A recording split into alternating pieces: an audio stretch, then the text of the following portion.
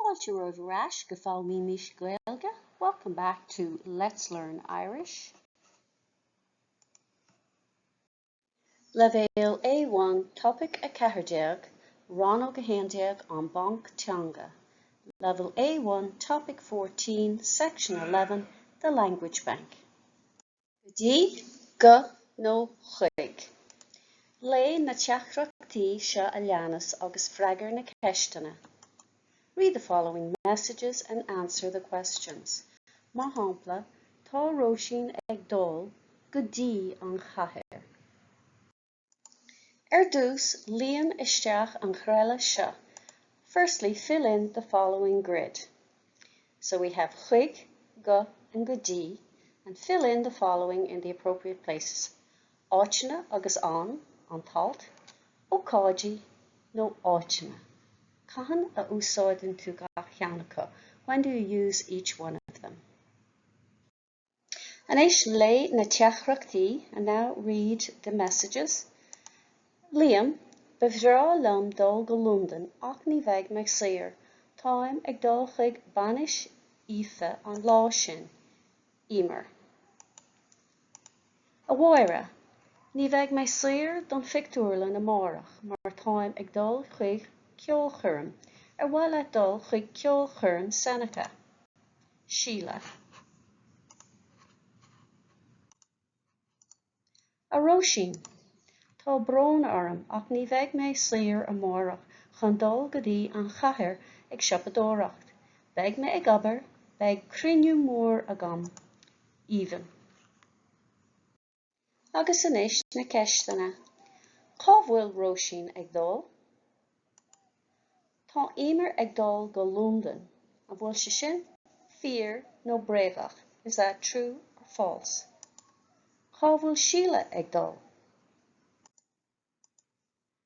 Tá even ag dul chuig cruinniú mór, fíor nó bréagach. True or false? Cá bhfuil Máire ag dul? Tá róisín ag dul go dtí an chathair, fíor nó bréagach. True or false? Cá bhfuil Liam ag dul? Cén cheist?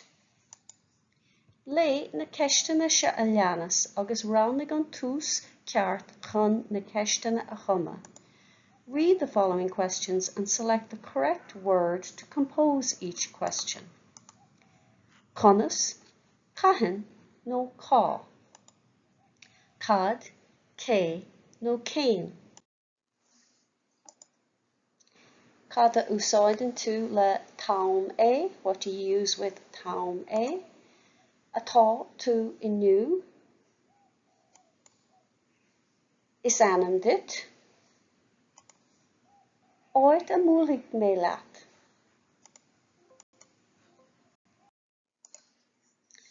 Bhfuil tú i chónaí? Tosa. Tám a bhuaigh mé leat. Féilte na hÉireann, Irish festivals. Tá go leor féilte éileara na hÉireann. Féilte traidisiúnta, féilte nua-aimseartha agus féilte religúnacha. Céalúirtear gach ceann is slí dhifriúil. There are many festivals in the Irish calendar. Traditional festivals, modern festivals, and religious festivals. Each one is celebrated differently. Fáileamach, cahan a bhíonn na féilte seo a leanús siúl agus cén fá. An bhfuil féilte cosúleo I do thiorchú chus féin. Find out when the following festivals occur and why. Are there similar festivals in your country? Mar hampla, for example, lá le bríde an chéad lá d'amhra. St. Bridget's Day, the first day of February. Gus anéis na féilte, and now the festivals. Lá le bríde, lá bealtaine, Lúnasa, Oíche Hamhna, an nullig. Cén áit, where? Is tusa an tara a líon éireachta agus Gaeltachta. You're the Minister for Arts, Heritage and Gaeltacht. Tá tú sa spidéal chun búla le muintir na háite. You're in spittle to meet the local community. Féach an díolann seo a leanas. Look at the following diary below. Seo the schedule don teachtain. This is your schedule for the week. Ag buint úsáide as an ólas atá sa díolann, scríomh amach abertí bunathe cad a dhéanamh tú I rit na seachtaine. Using the information in the diary, write sentences based on what you will do during the week. Mar hampla, bhuaigh mé leis an manistóir san óstán dé luan, an chéad lá dúil, ag leathúir tar éis a héan. Is é an luan an chéad lá dúil, chun cabhrú leat sulat dosóigh tú scríomh dáta na leitheantais eile an seo. Monday is the first day of July. To help you before you start, write the dates of the other day here.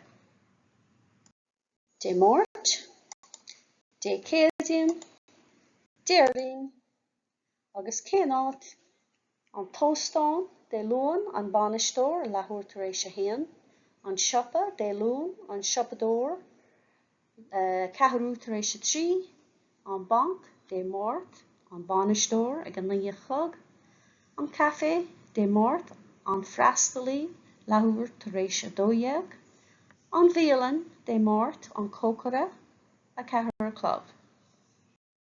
An sépéal dé céadín an sagart ceathrú tar éis a 10. Ifig an phoist dé céadín fear an phoist fiche tar éis a 5. An teachtáirne dé céadín feartí leathúir tar éis a 8. An tonad sport déirdín an banistóir ag a 11 a chug. An bheanscoil déirdín an príomhide leathúir tar éis a 2.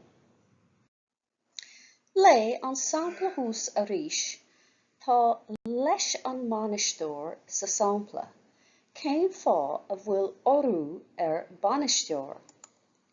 Read the example above again. Leis an manistóir is written in the example. Why is there an orú an banisteoir? Cuirtear orú hús consan an animachal nuair a hagan réamhachal agus an talt le chéile rithe. An orú is placed on the first consonant of nouns when the article and a preposition come together before a noun. An cuimhin leat an ghreile seo, críochnaigh í. Do you remember this grid? Complete it. As scríomh na hanamachal seo a leanas le leis an rompú sola dtugann tú faoin buíochas. Rewrite the following nouns with leis an before them before you undertake the main task. Sagart, cócara, freastalí, fear puist, banistóir, feartí, an príomhide, an siopadóir. Anois, scríomh amach na habertí bunathe an díolann thuas. And now write the sentences based on the diary above. An rá is agad go rá ara alín, éireachta agus Gaeltachta in Éireann. Did you know there's a Minister for Arts, Heritage and Gaeltacht in Ireland? Fáil cé an tara alín, éireachta agus Gaeltachta in Éireann faoi láthair agus cad a dhéanann sé nó sí. Find out who the Minister for Arts, Heritage and Gaeltacht is and what he or she does. Check out the website www.taoiseach.gov.ie. Cuirtéiseach, a courteous invitation. Lé na cuirí seo a leanas. Read the following invitations. Rannóg cuire amháin do gach teadal hias. Select one invitation for each title below. Scríomh an uimhir a héin leis an cuire sa spás cuí. Write the number that corresponds with each invitation in the appropriate place. Féach an gritéir seo. look at the following criteria. Bannachtaí, greetings. Béasa, manners. Curchuige, the approach. Ifir a héan, a mhaire a chara, ar bhaile dul chuig dráma sa chathair ihe amárach ag a hocht a chlog. Bannachtaí, síle. Ifir a dó, Liam, scanán a nacht a gnaí a chlog, Seán. A níomh a stór, tásúla agam go bhfuil tú go maith, ein scéal. An meid tú saoir de híine an dara lá dúil. Ar bhaile dul chuig banis róise I limnach, á mór, Gemma. Ifir a chathair, Hai a stór, conas atá tú, an meid tú saoir ag an dara seachtaine, beag brethla anna ann de sathran, sa bhíolan Roma ag a seachta chlog, chur chléarm a níos déanaí, meg. Agus inis an critéir, and now the criteria. An ceann is courtesy, the most courteous message. Ceann a heolthain chuig mo chlúchara, a message I would send to my best friend. Ceann a heolthain chuig múntóir, a message I would send to a teacher. An ceann is soléire, the clearest message. Cén ceann, which one? Lé an teachs seo a heol imar chuig níomh, an sin lé na fógraí éagsúla. Read the text imar sent to níomh, then read the various advertisements. A níomh, táim éagsúil leis an gceolchuirm. Beidh mé I ngáilimh ar an lá sin a rénos mar tá cluiche agam ag an 4 lá dúil, an lá ribh an gceolchuirm. Cén áit agus cén táim a bhuailí mé leat, cén costas atá ar na ticéad, an bhfuil siad saoir. Agus inis na fógraí, and now the advertisements. Ceolchuirm beoga, Róisín dubh, Gailge, dé chéadín an chéad lá dúil, ag a hocht a chlog, ticéad €80. Ceolchuirm Glen Hansard, Róisín dubh, Gailge, Déirdín an dara lá dúil, leathabhairt réise seacht, €25. Ceolchuirm Imelda May, Róisín dubh, Gailge, an tríú lá de híine an tríú lá dúil, leathabhairt réise hocht, ticéad €28.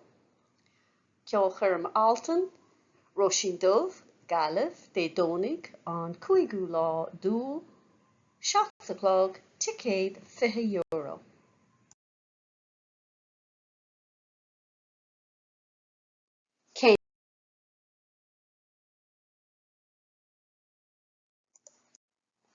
Cén ceann. Is tusa níomh, chuir glaoch ar imar agus freagar na ceistine a chuir sí ort sa teachtrach. You or níomh, call Emer and answer the questions she asked you in the message. Scríomh amach an chomhrá an seo. Write the conversation here. Tá an chomhrá tosatha duit. The conversation has been started for you. Díochaid a Emer, conas atá tú mastóir. Tí smirchaid a níomh, tám go brá, agus tú féin. Tám go húntach, tám ag súil go mór leis an gceolchuirm. Beidh sé ar siúl, agus inis lean ar aig. And now carry on with the conversation. An aimsir áisteanach, the future tense. Luach an aimsir áisteanach sa topic seo. An féidir leat an ghreile seo a leanas a líana isteach trí leathan agus caol a scríomh san áit chuí. The future tense was mentioned in this unit. Can you fill in the grid below by writing leathan and caol in the appropriate places? An aimsir áisteanach, leathan, caol, an chéad réim nu. And here you have the endings FIDH, FIMID, FAIDH, FAIMID. Agus inis scríbhaisteach leathan agus caol san áit chuí. And now write in leathan and caol in the appropriate place. Craithnig an ghearrscéil se leanas leis na bríthir a chuí ón lista. Complete the following short story with the appropriate verbs from the list. We have cirthig, buíochas, fanthig, óilthig, caithig. An aimsir áisteanach. Amárach beidh sé fuair. Beidh sé chur sneachta agus beidh sé gléifear. Mé mo chóta orm. Mé mo hata agus mo scath chomá. Mé le mo chara Antonio sa chathair. Mé taobh muid den chafe. Sa chafe, mé seachláid he. Conas sa chuirtar ceist san aimsir áisteanach. An féidir leat an ghreile se leanas a líana isteach. Rannóg an freagra ceart. How do you ask a question in the future tense? Can you fill in the grid? Select the correct answer. An aimsir áisteanach. Cad a úsáideann tú leis an éireann cheisteach? What do you use with the question form? An agus séimhú? An agus orú? No, an agus cadé. What is it? Cuir Gaeilge na ceistna se a leanas. Translate the following questions to Irish. Mar shampla, an múlthaigh na leat sa fictúrlan. Will I meet you in the cinema? Be córamach le sa, san agus den. Be careful with sa, san agus den. Ná déan darmad na rialacha a déan lo. Don't forget the rules that go with them. Líon isteach an chreile se dús. Fill in this grid first. Leanann séimhú ach DNTLSR. Ribh gata.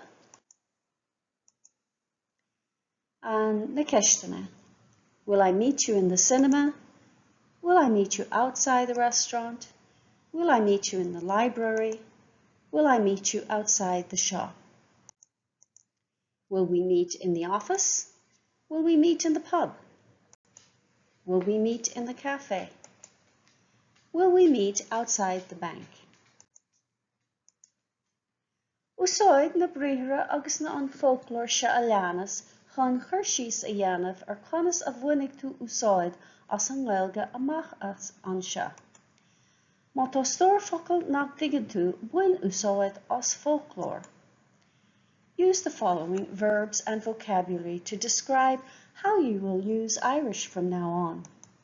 If there's vocabulary you do not understand, use a dictionary, mar shampla, folklore.ie, no teanglan.ie. B. Radio, telefís, rangana. Bual, fech, éist, fáil mórí. Ag caint, ag léamh, úsáid, an tidirlín. Leabhar, dhaoine eile. Mar shampla, bé mé ag caint as Gaeilge le fáil mórí eile. I'll be talking or speaking with other learners in Irish.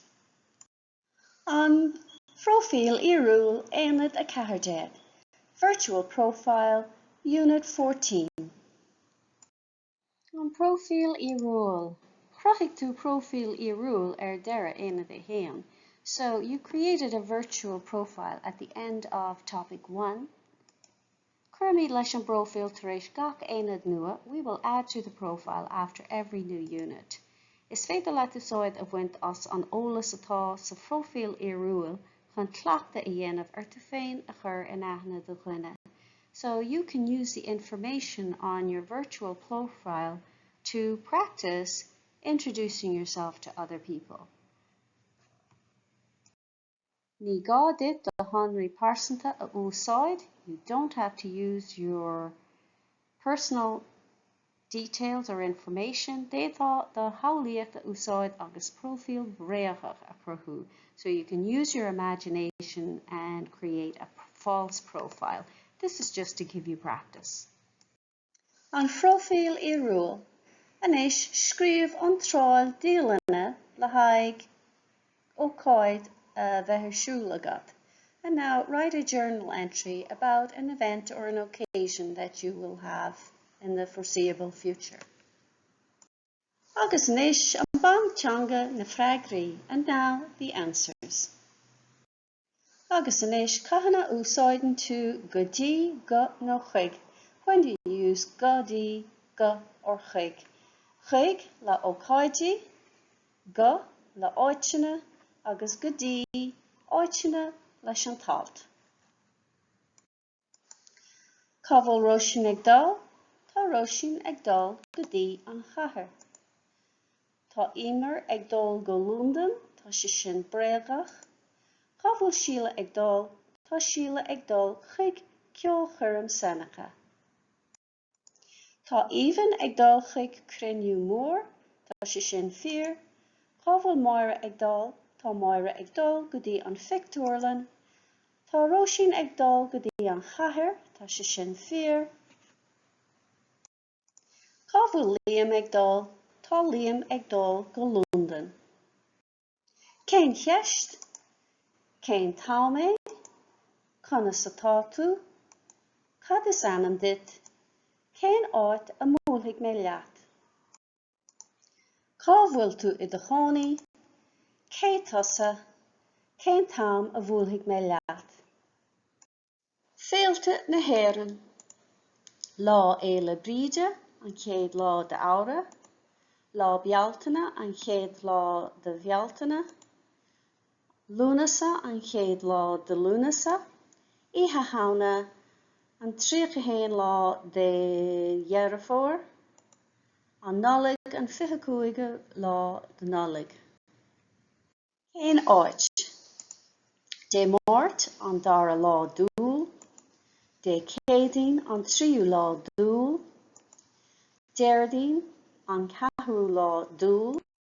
Agus anois an chreile, N rith G, G rith C, N rith D, D rith T, M rith B, B rith P, agus BH rith F. Sagart leis an sagart. Cócara leis na gócara. Freastalí leis an bhreastalí. Fear puist leis an bhar puist. Banistóir leis an manistóir. Fear tí leis an bhar tí. An príomh ide leis an príomh ide. An siopadóir leis an siopadóir. Agus cén áit na freagraí. Bhuailfidh mé leis an manistóir san óstán dé luan, an chéad lá dúil ag leathúir tar éis a héan. And you'll see there's a kind of formula here. We have the verb, who will meet, where will meet them, when will meet them, and at what time. Bhuailfidh mé leis an siopadóir sa siopa dé luan, an chéad lá dúil ag ceathrú tar éis a trí. Bhuailfidh mé leis an manistóir sa Banc dé máirt, an dara lá dúil ag an lí. Bhuailfidh mé leis an bhreastalí sa chafé dé máirt, an dara lá dúil ag leathúir tar éis a dódhéag. Bhuailfidh mé leis an gócara sa bhíolan dé máirt, an dara lá dúil ag a ceathair. Bhuailfidh mé leis an sagart sa séipéal dé céadaoin, an tríú lá dúil ag ceathrú tar éis a 10. Bhuailfidh mé leis an bhar puist in oifig an phoist dé céadaoin, an tríú lá dúil ag 20 tar éis a 5. Bhuailfidh mé leis an bhar tí sa teachtarna dé céadaoin, an tríú lá dúil ag leathúir tar éis a 8. Bhuailfidh mé leis an manistóir san Aonad sport déirdaoin ag an ceathrú lá dúil ag a 11. Bhuailfidh mé leis an bríomhide sa bheantscoil déirdaoin an ceathrú lá dúil ag leathúir tar éis a 2. Cuireadh curtéiseach. An ceann is curtéisí Iver trí. Ceann a cheolhainn chuig mo glúchara, iver a dó.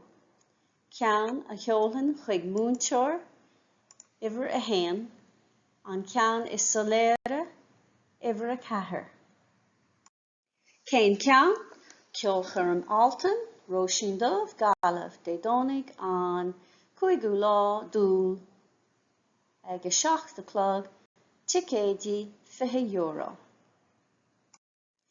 Agus an deire chraol, FIDH, FIMID, agus an deire leathan, FAIDH, FAIMID. Amárach beidh sé fuair, beidh sé chuir sneachta agus beidh sé gléifear.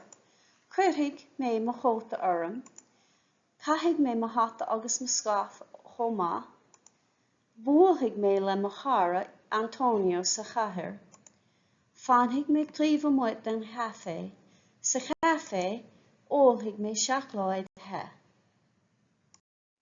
Agus an éireann ceisteach úsáideann tú an agus orú.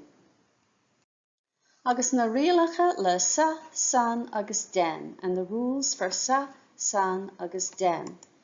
Leanann séimhú sa, ach DNTLSR. Úsáideann tú san ribh gota, agus leanann séimhú den, ach DNTLSR. Agus na heistriúcháin and the translations. An múlthaigh mé leat sa Fictúrlan, will I meet you in the cinema?